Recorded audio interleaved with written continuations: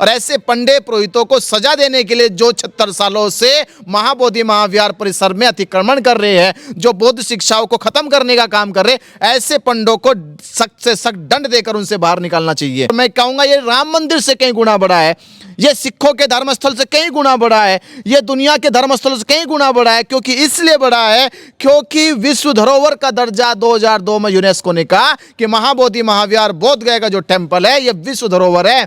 बुद्ध को पूरी दुनिया नमन करती है। भारत का ऐसा कोई मसीहा नहीं है, कोई महापुरुष नहीं जिसको दुनिया नमन करती हो। केवल बुद्ध ही ऐसे महापुरुष हुए भारत में जिसको पूरी दुनिया नमन करती है। तो आज हमें कहना होगा समाज से कि समाज को अपनी इस विरासत को, अपने इस अस्तित्व की लड़ाई को जीतने के लिए आपको तन मन की बाजी लगानी होगी, अपने प्राणों की बाजी लगानी होगी, अपनी आहुति देनी होगी। और 12 फरवरी 2026 को आपको पूरी तैयारी से अपने परिवार के साथ, अपने गांव के साथ, अपने शहर के साथ, अपने राज्य के साथ बड़ी तादाद में कि हम दिखाना होगा कि बौद्ध भी इस देश में अल्पसंख्यक नहीं है, वो बहुसंख्यक है। उसकी संख्या हजार लाख नहीं, उसकी संख्या लाखों करोड़ों में है। नमस्कार, मैं ओमदेव। आज हम हैं दिल्ली में, हमारे साथ हैं भंते विनयचार्य जी। विनयचार्य जी, आपका आंदोलन होने जा रहा है 12 फरवरी को, क्या क्या तैयारी कर ली है आपने जो बोध गया टेम्पल को लेकर आंदोलन चल रहा है पूरे देश में? आप सभी देश के बुद्धिमान उपासक उपासिकाओं को जैसे मालूम है कि 12 फरवरी 2025 से महाबोधि महाविहार मुक्ति आंदोलन के लिए बोध गया में एक धरना देकर इस आंदोलन की शुरुआत हुई। और धीरे धीरे इस आंदोलन ने ऐसी गति पकड़ी कि आज पूरे देश के कोने कोने तक, गांव-गांव तक और घर घर तक इसकी आवाज़ बुलंद हुई। और सबको पता चला कि हमारी महाबोधि महाविहार की जो विरासत है वो खतरे में है, वो पंडों के कब्जे में है, उसे मुक्त कराना हमारा धर्म है। तो उसके लिए इन बीते महीनों में पूरे देश में एक जो चिंगारी फैली है, वो चिंगारी ने लोगों के अंदर ज़मीर जिंदा किया है, उनका अस्तित्व जिंदा किया, उनको अंदर ये सोच पैदा करी है कि जब मुसलमानों के पास मस्जिदें हैं, उनका अधिकार है, सिखों के पास गुरुद्वारों का अधिकार है, ईसाइयों के पास चर्चों का अधिकार है, हिंदू पुजारियों के पास हिंदू मंदिरों का अधिकार है, तो बौद्धों के पास, बौद्ध भिक्षुओं के पास महाबोधि महाविहार का अधिकार क्यों नहीं है?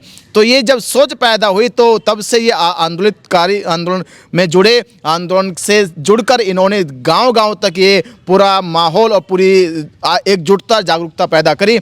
और आज जैसे पूरे देश में ये आवाज़ उठ रही है कि 12 फरवरी जहां से आंदोलन शुरू हुआ, तो आने वाली 12 फरवरी 2026 को दिल्ली के रामलीला मैदान में एक बड़ी जनसभा होने जा रही है। ये जनसभा भारत के बुद्धिस्टों को एकजुट करेगी, ये जनसभा बुद्धिस्टों के भीतर चेतना पैदा करेगी, ये जनसभा बुद्धिस्टों को हक अधिकार दिलाने के लिए उनको एकत्रित करेगी, उनके अंदर ताकत पैदा करेगी कि जिस प्रकार भारत में हिंदू एकजुट हो सकते हैं, मुसलमान एकजुट हो सकते हैं, सिख एकजुट हो सकते हैं, ईसाई एकजुट हो सकते हैं, क्रिश्चियन जैनी एकजुट हो सकते हैं, उसी प्रकार भारत के बुद्धिस्ट भी लाखों की संख्या में दिल्ली के रामलीला मैदान में एकजुट हो सकते हैं। तो ये ताकत दिखाने के लिए, महाबोधि महाविहार मुक्त कराने के लिए, बीटी एक्ट रद्द कराने के लिए और सरकार को दिखाने के लिए कि बौद्धों के साथ 76 सालों से किस प्रकार बिहार गवर्नमेंट के द्वारा, केंद्र गवर्नमेंट के द्वारा अन्याय किया जा रहा है। उस देश में जिस देश का प्रधानमंत्री जब विदेशों में जाता है वो कहता कि मैं बुद्ध की धरती से आया हूं और बुद्ध की प्रतिमाओं को आने वाले डेलीगेट्स को वो भेंट दी जाती है, उसी भारत में भगवान बुद्ध की ज्ञान स्थली बोध गया पे पंडों का कब्जा है। तो हम कहना चाहेंगे कि ये समाज गुहार लगाएगा, ये समाज केंद्र सरकार से, बिहार सरकार से कहेगा कि जिस देश की पहचान बुद्ध से है, आज बुद्ध की पहचान को मिटाने का प्रयास बोध गया में किया जा रहा है। सर, 1 साल हो गया है आपको आंदोलन को लगातार चल रहा है, 12 फरवरी 2025 से शुरू हुआ था ये, लेकिन इसी दरमियान जो लाठीचार्ज हुआ बोध गया में बौद्ध भिक्षुओं पर, आपको भी जेल में डाला गया, तो इसमें क्या, कहाँ तक आपका कारवा पहुंचा है? सर, काफ़ी मुश्किल नहीं लग रहा है आपका रास्ता जो आपने चुना है ये? देखिए, जेल गए उसका कारण यह है कि समाज में जागरूकता नहीं थी, एकजुटता नहीं थी, प्रशासन हावी था, अपने लोग जुटे हुए नहीं थे, बिहार के लोग जगे हुए नहीं थे, और कुछ ऐसे हमारे लोगों के भीतर चेतना पैदा नहीं हुई कि जिस प्रकार हिंदुओं ने राम मंदिर को लेने के लिए बाबरी मस्जिद को ढहा दिया, बाबरी मस्जिद पे चढ़ गए और रातों रात पूरे अयोध्या में कर्फ्यू लगवा दिया और पूरे देश के हिंदू जो राम में आस्था श्रद्धा रखते थे वो पूरे देश में एकजुट हो गए, उनका ज़मीर जिंदा हो गया। उन्होंने लेके अन्न से लेके धन से लेके तन से लेके उन्होंने प्राण तक लेकर कुर्बान कर दिए और राम मंदिर को आखिर में उन्होंने हासिल कर लिया। तो आज जरूरत वैसी है, वैसी जरूरत है जिस प्रकार सिखों ने अमृतसर के गुरुद्वारे के लिए अपनी जान की बाजी लगा दी थी, उन्होंने लेके पंजाब से दिल्ली तक कर्फ्यू लग गया था। भंते जी, सवाल ये उठता है कि यदि हिंदू भी बुद्धिज्म को मान रहे हैं तो उसे तो मजबूत होना चाहिए। आपको दिक्कत क्या है यदि हिंदू भी वहाँ पर उसको मान रहे हैं और जान रहे हैं बुद्धिज्म को बोध गया में? मान रहे, हम तो कह रहे पूरा हिंदू बौद्ध हो जाए, पूरा मुसलमान बौद्ध हो जाए, या देश के लोगों को बौद्ध हो जाना चाहिए। पर जब आप जिस स्कूल में जाते हो उस स्कूल का एक सिलेबस होता है, उसकी एक शिक्षा होती है, उसका एक डिसिप्लिन होता है, उसका एक संस्कार होता है, उसका एक नियम होता है, उस नियम के अनुसार ही तो होगा। तो मैं कह रहा सारे पंडित आ जाओ। बुद्ध काल में भी ब्राह्मण लोग भिक्षु बने, बुद्ध काल में भी बुद्ध के शिष्य बन के उन्होंने चारिका करी। तो उसी प्रकार तो कह रहे कि महाबोधि महावीर बुद्ध की शिक्षाओं का केंद्र है, वो पाखंड का केंद्र नहीं है, वो पिंडदान का केंद्र नहीं है, वो पिंडा प्राणे का केंद्र नहीं है, वो अंधविश्वास करने का केंद्र नहीं है। तो आपको दिक्कत पाखंड से है, जो पाखंड हो रहा है वहाँ पर। हाँ, पाखंड जो होता है वहाँ जो झूठ मूठ का शिवलिंग बनाकर शिवलिंग की पूजा कराई जाती है, जहाँ झूठ मूठ का वहाँ पर विष्णु की मूर्ति रख के पूजा कराई जाती है, जहाँ वहाँ पर बुद्ध की प्रतिमाओं को जहाँ पे 5 पांडे कहा जाता है, इस तरह के झूठे प्रचार से हमें दिक्कत है। हम तो कह रहे अरे बुद्ध काल में ब्राह्मण बुद्ध के शिष्य बने, उसके बाद भी ब्राह्मण बुद्ध के शिष्य बने। बाबा साहब अम्बेडकर जी के समय भी आप देखिए राहुल शंकरतियान भी ब्राह्मण था, जगदीश कश्यप भी ब्राह्मण था, बदंत आनंद कौशल्यान भी ब्राह्मण था, ये भी श्रेष्ठ ब्राह्मण थे। पर इन्होंने बुद्ध की शिक्षा लेकर पूरे देश में चारिका करी, बौद्ध साहित्यों का अनुवाद किया। ऐसे ब्राह्मण बनो ना। वो ये कहते हैं कि बुद्ध भी तो जो है हिंदू थे, क्षत्रिय राजा थे, ऐसा कहते हैं, वो तो प्रचार कर रहे हैं। हिंदू कोई शास्त्री नहीं है।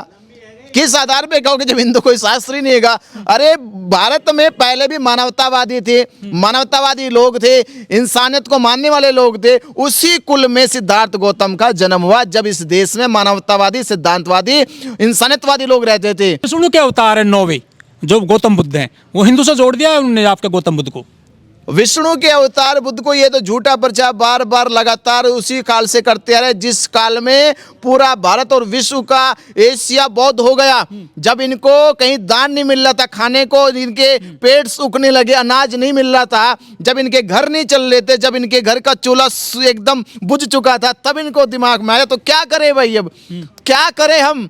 तब इनको झूठ मूठ का प्रचार प्रसार करना पड़ा कि भगवान बुद्ध विष्णु के अवतार। आपसे जब बुद्ध ने एक बार भी नहीं कहा, जब एक अगर अवतार तो ऐसे होते जैसे कृष्ण को तुमने कह दिया चल गई बात तुम्हारी, राम को कह दिया चल गई बात तुम्हारी, परशुराम को कह दिया चल गई बात तुम्हारी, हनुमान को, किसी को बोल लो तुम, वो अवतार चल गए क्योंकि उनके पास ऐसी कोई धर्म की शक्ति होगी। बुद्ध के पास तो ऐसा कुछ नहीं था। बुद्ध के पास तो अपना ज्ञान था जो उन्होंने बोध गया प्राप्त करा, और उन्होंने 45 साल जब धर्म का उपदेश दिया, उन्होंने एक भी उपदेश में तो नहीं कहा, बल्कि इतना तो लिखा है थाईलैंड के और बर्मा के साहित्यों में कि ब्रह्मा विष्णु महेश भी बुद्ध के पास आकर बैठ के चरणों में बौद्ध धर्म की देशना सुना करते थे, हाथ जोड़कर वंदन किया करते थे, फूलों की वर्षा किया करते थे। ऐसी जातक कथाओं में कहानियां मिलती है। लेकिन वो ये भी कह रहे हैं कि जो बुद्धिज्म है वो हिंदू धर्म का एक हिस्सा है। हिंदू पर्सनल लॉ बोर्ड में आ रहे हैं ना सर बुद्धिज्म भी। पर्सनल लॉ बोर्ड क्या है?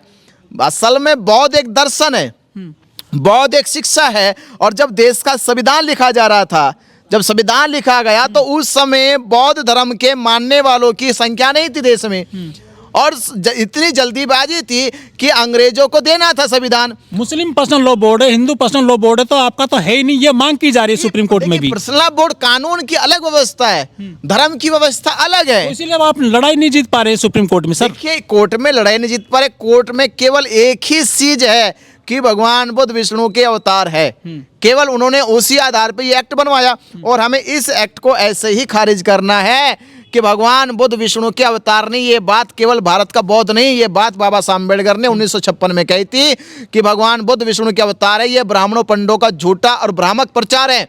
ये बात कौन कह रहे हैं? बाबा साहब अम्बेडकर जी कह रहे हैं। और बाबा साहब अम्बेडकर जी ने देश का संविधान लिखा, उसी संविधान को राष्ट्रपति, प्रधानमंत्री, देश के सभी राज्यों के मुख्यमंत्री मानते हैं, देश की न्यायपालिका मानती है। इसलिए मैं कहूँगा बाबा साहब अम्बेडकर जी की बात में दम था कि भगवान बुद्ध विष्णु के अवतार नहीं है, ये झूठा और भ्रामक प्रचार है और ऐसे पंडों को सजा मिलनी चाहिए।